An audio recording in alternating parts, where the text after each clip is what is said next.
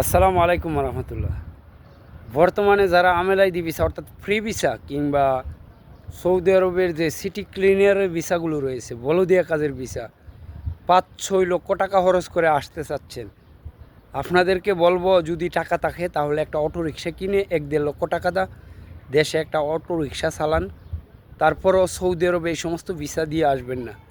কারণ বর্তমানে যে পরিস্থিতি সৌদি আরবের, বেশিরভাগ মানুষ দালালের দ্বারা ভুক্তভোগী কিংবা সৌদি আরবে এসে কাজ পাচ্ছে না। বলদিয়া কাজে ৫ থেকে ৬০০ রিয়াল স্যালারি দিয়ে এসে সৌদি আরবের যে পরিস্থিতি, আপনি কোনো কিছুই করতে পারবেন না। কাজ কোনোটাই ছোটো না, কাজকে সম্মান করুন।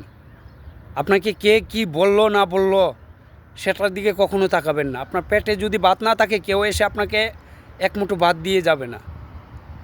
যদি টাকা থাকে বা আপনি বিদেশ সৌদি আরবে বর্তমানে আসতে চাচ্ছেন এই সমস্ত ভিসা দিয়ে, তাহলে একটা অটো রিক্সা কিনে চালান। তারপরও এই সমস্ত ভিসা দিয়ে আসবেন না, কারণ এই সমস্ত ভিসা দিয়ে এসে হাজার হাজার মানুষ ভুক্তভোগী আর সৌদি আরবে এসে কাজ পাচ্ছে না বা বাধ্য হচ্ছে অবৈধ হয়ে যাওয়ার জন্য।